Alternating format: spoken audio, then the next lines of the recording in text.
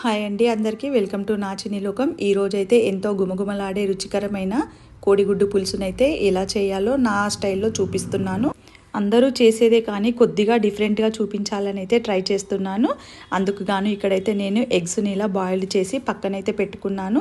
ఇంకా కొద్దిగా చింతపండును కూడా నానబెట్టుకొని ఇలా పక్కనైతే పెట్టుకున్నాను. ఇక్కడ కొద్దిగా ధనియాలు అలాగే జీలకర్ర మెంతులు కాస్త దూరగా వేయించుకుని వీటిని నా స్టైల్లో అయితే ఇక నేను ఎప్పుడైనా రోట్లో రుబ్బుకోవాలని చెప్తూ ఉంటాను కదా, అక్కడే ఉంటుంది అసలైతే స్పెషల్ రుచి. అంటే ఏదైనా సరే మనం ఇలా కాస్త కొద్దిగా తీసుకొని రోట్లో నూరుకున్నామంటే అసలు దాని టేస్ట్ అయితే మనం చాలా డిఫరెంట్గా అయితే ఉంటుంది. ఇక ఇందులోనే నేను కొద్దిగా అల్లం అలాగే వెల్లుల్లి కూడా వేసి ఇందులోనే ఇలా రుబ్బుకుంటున్నాను.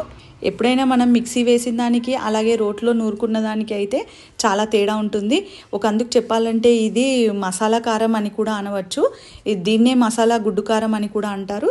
ఇంకా ఇక్కడైతే నేను ఉల్లిపాయ కూడా ఇలా మిక్సీకి అయితే వేసుకున్నాను. అసలైతే మిక్సీ వేసే బదులు కాస్త నూనెలో ఉల్లిపాయ ముక్కలు వేయించి అదే రోట్లో నూరుకుంటే కనుక చాలా టేస్ట్ ఉంటుంది. ఎప్పుడైనా మీరు అలా ట్రై అయితే చేయండి.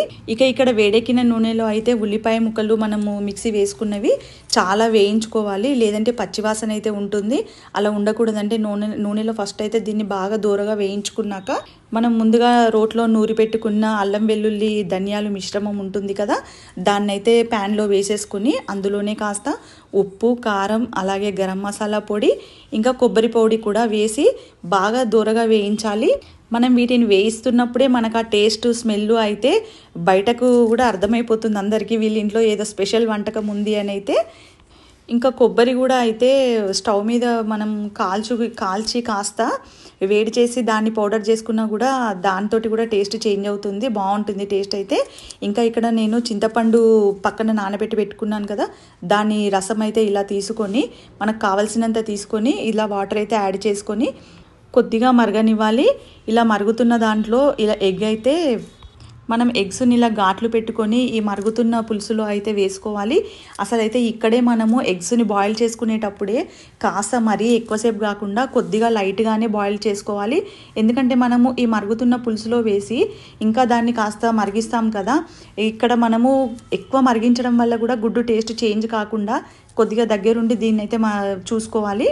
ఎందుకంటే ఇది ఆల్రెడీ బాయిల్డ్ అయి ఉంది కదా, అందు గురించి అనేసి కొద్దిగా బాయిల్ చేసేసి ఇలా కలర్ చేంజ్ అయితే సరిపోతుంది. ఇక వేడివేడి అన్నంలోకి ఈ గుమగుమలాడే గుడ్డు పులుసుతోటి తింటేనైతే అసలు కడుపు నిండా ఎవరైనా భోంచేయాల్సిందే. ఇదైతే నా ఆల్ టైమ్ ఫేవరెట్ కర్రీ అండి. ఈ వీడియో కనుక మీకు నచ్చినట్టయితే like share subscribe and thank you for watching.